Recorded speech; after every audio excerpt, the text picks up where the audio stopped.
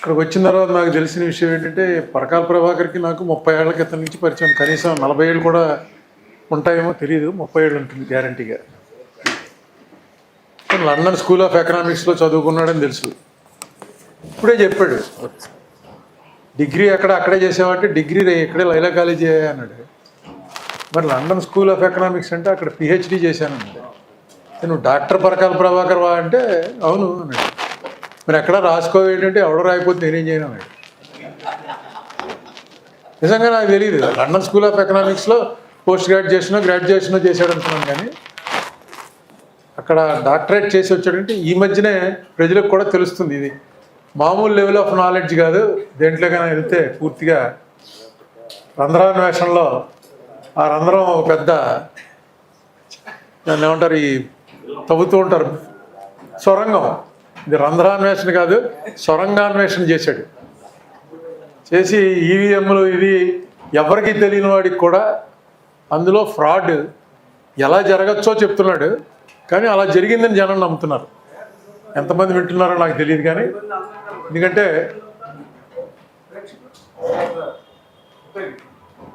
అన్ని ఉదాహరణలతోటి అయితే నాకు ఉన్న కొంచెం నాలెడ్జ్ ఏంటంటే ఇందులో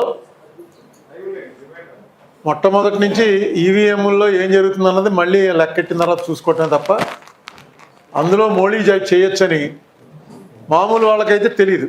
మనం ఎలక్షన్ ఏజెంట్లను పంపుతాం, అక్కడ అతను సంతకం పెట్టమంటే సంతకం పెట్టేస్తారు. వీళ్ళు చూసుకోండి అన్నీ సరిగ్గా ఉన్నాయో లేవా అని మెషిన్ చూపిస్తాడు, చూపించి అన్నీ సరిగ్గా ఉన్నాయని సంతకం పెట్టేస్తాడు. ఆ చూపించేవాడికి కూడా ఏం తెలియదు. వాళ్ళు కూడా మన మున్సిపల్ ఆఫీస్లో పనిచేసేవాళ్ళు, తాలూకా ఆఫీస్లో పనిచేసేవాళ్ళు వీళ్ళే కదా ఉంటారు ఎలక్షన్ స్టాఫ్. వాళ్ళకేదో ముందు రోజు కోచింగ్ ఇస్తారు. ఆ కోచింగ్ ప్రకారం మళ్ళీ అది ఓపెన్ చేసినప్పుడు 15 రోజులకో 20 రోజులకో ఓపెన్ చేసినప్పుడు ఒకసారి చూపించి ఇగో సంతకాలు అవి చూసుకోండి జాగ్రత్తగా ఉన్నాయో లేదంటే ఉన్నాయంటారు, అయిపోతుంది. లోపల ఏం చేయొచ్చు అన్నది టెక్నికల్గా నాలెడ్జ్ ఉన్న వాళ్ళకి తెలుస్తుంది ఏ రకంగా చేయొచ్చని. ఇది ఎలా కాదు, ఇందులో మోడీ జరుగుతుందని చెప్పి కొంచెం ఆరోపణలు పెరిగాయేమో తెలియదు, కానీ ఆ వీవీప్యాట్స్ అని ఏదో పెట్టారు, వెరిఫికేషన్ ప్యాట్స్. అంటే మనం ఓటు నొక్కినప్పుడు మనకు కనబడుతుంది ఎవరికి వేసాం ఓటు. కావాలంటే ఎవరైతే ఎలక్షన్లో పోటీ చేశాడో అతను కానీ లేకపోతే అతని ఏజెంట్లు కానీ మాకు అనుమానం ఉంది రీకౌంట్ పెట్టండి అని అడిగితే వీవీప్యాట్లు తీసి లెక్క పెట్టాలి. అందుకోసం ఆ వీవీప్యాట్ కానీ లెక్క పెట్టమన్నారు. ఇక లెక్క పెట్టడం దానికి వీవీప్యాట్లు ఎందుకు? కోర్టుకు వెళ్ళారు. కోర్టు వారు విచిత్రంగా 5% కదా, 5% లెక్క పెడితే చాలండి అన్నారు. 5% లెక్క పెట్టండి, అసలు పెట్టిందే అందుకు. పోనీ వాడు ఎవడైతే అడుగుతున్నాడో రీకౌంట్ అని వాడి దగ్గర ₹1,00,000 తీసుకోండి, 10 లక్షలు తీసుకోండి, 10 లక్షలు కడితేనే లెక్కెడతాం మాకు అంత ఖర్చు అవుతుందని పెట్టేవాళ్ళు ఉన్నారు. ఎలక్షన్ అంటే కోట్ల మీద పోతుంది. ఇది ఎక్కడ లేదు అసలు. ఎందుకు పెట్టారు వీవీప్యాట్లు? మళ్ళీ అదో ఖర్చు తక్కువ. మామూలుగా ఎలక్షన్ కమిషన్ వేయడానికి ప్రొసీజర్ ఏదో ఒక అపోజిషన్ లీడర్ ఉండాలి, ఒక జడ్జి గారు ఉండాలి, ఒక ఇటు నుంచేమో రూలింగ్ పార్టీ నుంచి హోమ్ మినిస్టర్ ఉంటాడు, ఇంకోటి ఎవడో ఉంటాడు, నలుగురు ఎంతమంది ఉండేవారు. ముందు అపోజిషన్ లీడర్ని తీసేశారు, ఇప్పుడు జడ్జిని కూడా తీసినట్టున్నారు. అంటే వాళ్ళే అపాయింట్ చేస్తారు ఎలక్షన్ కమిషన్ ఎవడన్నది. ఒకసారి నేను ఎప్పుడో చిన్నప్పుడు విన్నాను ఒక జోక్. రష్యాలో ఎలక్షన్స్ జరిగితే ఓటు వేయడానికి వెళ్ళేటప్పుడు వెళ్తే ఒకడు ఓటు ఇస్తున్నాడు, వీడు పట్టుకెళ్ళి అక్కడ డబ్బాలో వేయాలి అంతే. వీడి పని అది ఏంటో కూడా ఓపెన్ చేయడానికి లేదు. ఒకడెవడో నాలంటి వాడు నెమ్మదిగా ఓపెన్ చేయబోతే వెనక నుంచి మిలిటరీ వాడు గన్ పెట్టి ఏయ్ క్లోజ్ ఇట్ సీక్రెట్ బ్యాలెట్ అన్నట్టు మనం ఏమన్నా టేపు కానీ వెళ్తున్నామా అని అనుమానం వచ్చింది. ఎందుకంటే ఎందుకు ఈ గొడవ అంతా మాకు చిన్నప్పటి నుంచి రాజకీయాల్లో తిరిగిన వాళ్ళం మాకు బాగా ఏంటంటే అసలు ఎలక్షన్ అయిన మరునాటి నుంచి మళ్ళీ ఏదో ఒక ఎలక్షన్ వచ్చే వరకు ఇదే గొడవ. మన వార్డులో ఎందుకు ఎంత తక్కువ వచ్చాయి, ఎవడోడు వేసి ఉంటాడు. అదిగో మాస్టర్ గోపాలరావు గారు ఆ రోజున ఎవరితోటో అంటున్నారట ఓడిపోతుంది కాంగ్రెస్ పార్టీ అని అనగానే గోపాలరావు ఎలా ఎగనిస్ట్ అయిపోయాడు.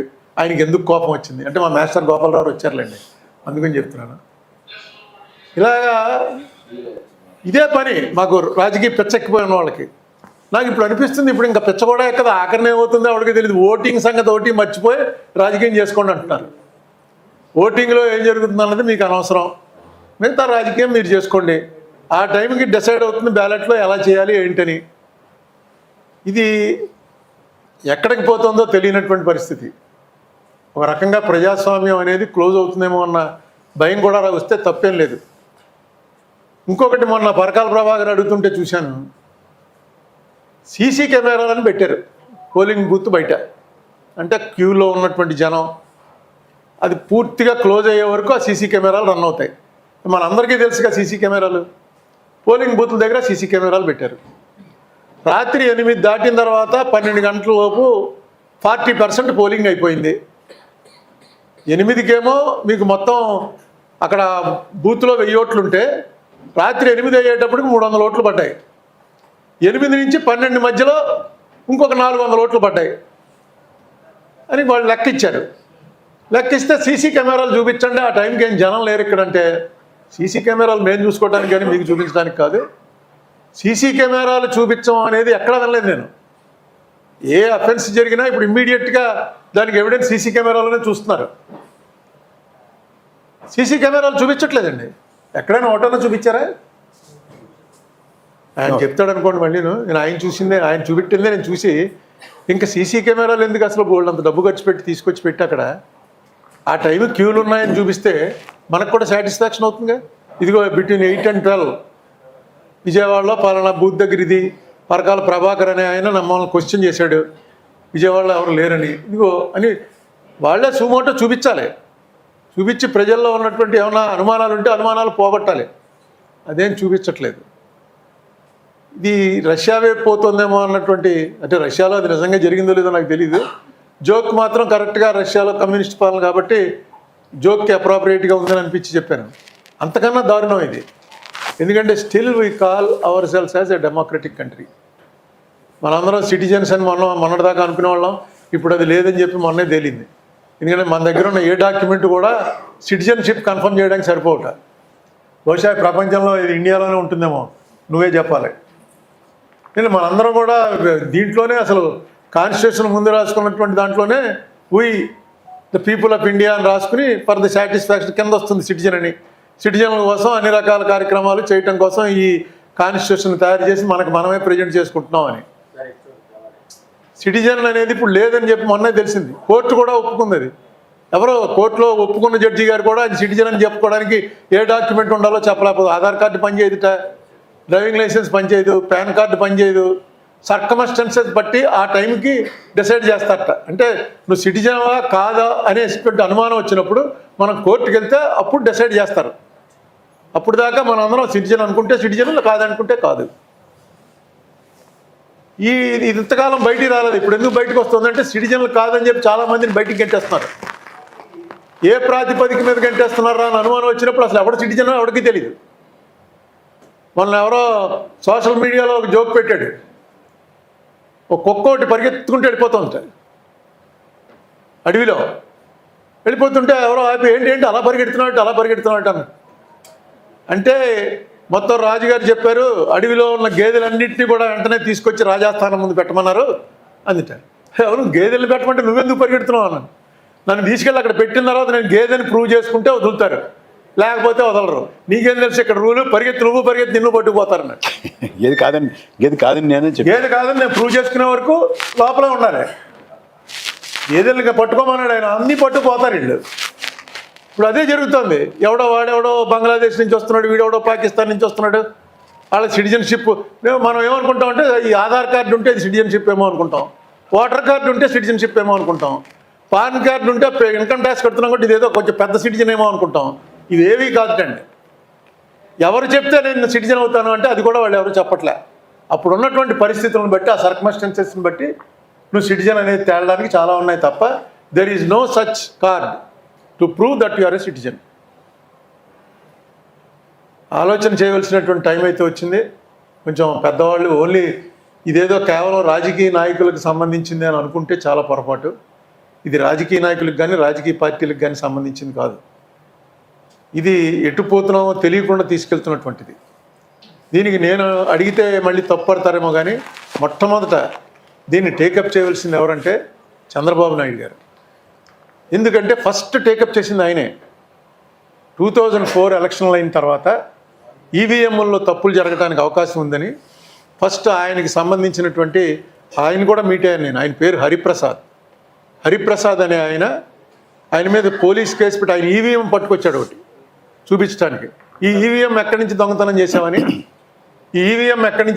చేశామని ఆయన ఎక్కడో కోర్టు అరెస్ట్ చేసి ఈ వాజ్ ఇన్ రిమాండ్.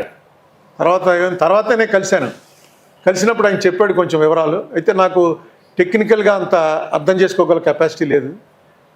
బట్ డెఫినెట్గా నెగ్గినవాడికి ఓడినవాడికి అని కాదు ఇది. చంద్రబాబు నాయుడు గారు ఇప్పుడున్న స్టేజ్లో, ఇప్పుడున్న స్టేటస్లో ఆయన మీద ఆధారపడి గవర్నమెంట్ నడుస్తున్నటువంటి సమయంలో అసలు ఈ ఈవీఎంలు అనే దాంట్లో కరెక్ట్ జరుగుతుందా, తేడా జరుగుతుందా? ఇక్కడ తేడా జరిగింది కాబట్టి చంద్రబాబు నాయుడు గారు అధికారంలోకి వచ్చాడు అని ఎవరు అంటలే. కానీ తేడా జరగడానికి అవకాశం ఉన్నప్పుడు ఇంతకుముందు ఏదైతే 2004లో ఉందో అదే రన్ అవుతుంది కదా. అప్పుడు ఇంకా కొంచెం ట్రాన్స్పరెన్సీ ఉంది. ఎలక్షన్ కమిషన్ అన్నవాడిని on par with president of India, chief justice of supreme court ఆ లెవెల్లో ఉండేది. ఇప్పుడు డైరెక్ట్గా is a servant of government అయిపోయింది ఎలక్షన్ కమిషన్. సో డెఫినెట్గా చంద్రబాబు నాయుడు గారి లెవెల్ మనిషే దీన్ని రైట్ చేస్తే ఇది ఈవేళ నేను మొదలెట్టింది కదా, ఇది నాదే, అసలు పేటెంట్ నాదే, నేనే ఫస్ట్ ఇది క్లెయిమ్ చేసిన వాడిని అని అడగచ్చు. ఇప్పుడు ఎవరన్నా తెలుగుదేశం వారు కనుక ఇది చూసుంటే, టీవీ ఇక్కడ ఎవరు ఉండరు, ఇది చూసుంటే ఒకసారి చెప్పండి మీ పార్టీలో కూడా చేస్తే కరెక్ట్ అని. లేకపోతే నెక్స్ట్ టైంకి మీ మీద ప్రయోగించవచ్చు. ఎవరి మీదనే వాళ్ళకి తెలిసిపోయిన తర్వాత, పట్టు తెలిసిపోయిన తర్వాత ఎవరి మీదైనా ప్రయోగించాలి. మీ మీద కోపం వస్తే మీ మీద, వాళ్ళ మీద కోపం వస్తే వాళ్ళ మీద ప్రయోగిస్తారు. మొన్న ఒక ఆయన కలిశాడు నాకు, ఇగో నరేంద్ర తీసుకొచ్చాడు, వంగవీటి నరేంద్ర తీసుకొచ్చాడు. ఆయన దారుణం ఏంటంటే ఆయనకి ఇది తెలిస్తే ఏం తెలుసో నాకు చెప్పలేదు, ఎందుకంటే నాకు అర్థం అవుతాయి అని చెప్పాను. ఆయన మమతా బెనర్జీ ఓడిపోతుంది అని ఇంకా పోలింగ్ కూడా అవ్వలేదు, ఎస్ఎంఎస్ పంపాడు. ఎస్ఎంఎస్ కాదు, వాట్సాప్ మెసేజ్. స్టాలిన్ ఓడిపోతున్నాడు, పోలింగ్ కూడా అవ్వకుండా పంపించాడు. తమిళనాడులో స్టాలిన్ రాడు, అక్కడ మమతా బెనర్జీ నెగ్గదు. ఇవన్నీ ఎప్పుడు పోలింగే తీసి చూపించాడు, నాకు పంపలేదు, తీసి చూపించాడు ఆయన ఫోన్లో. ఎప్పుడు ఆ డేట్ చూసుకో, ఏ రోజున పంపాను నేను, ఆ డేట్లోనే నాకు తెలుసు. ఎందుకంటే ఇందులో ఈ ఆపరేషన్ చేస్తున్న వాళ్ళతోటి నాకు కొంచెం సంబంధాలు, ఫ్రెండ్షిప్లు ఉన్నాయి. వాళ్ళు ఏ స్టేట్లో ఎలా చేస్తున్నారో ఏంటో నాకు తెలుసు అని చెప్పాడు. చెప్తే ఎలా చేస్తున్నారా బాబు అంటే, అది నువ్వు కాదులే, నేను మళ్ళీ ఎవరన్నా కొంచెం టెక్నికల్ నాలెడ్జ్ ఉన్న వాళ్ళని తీసుకొస్తే మళ్ళీ నెక్స్ట్ కలిసినప్పుడు చెప్తాను. అతను అవన్నీ చూపించి చెప్తుంటే చాలా ఆశ్చర్యం వేసింది. మమతా బెనర్జీ 5,000 ఓట్లు తేడాతో ఓడిపోతే ఆవిడ కాన్స్టిట్యున్సీలో 15,000 ఓట్లు తీసేశారు. 50,000 50,000, 15 కాదు.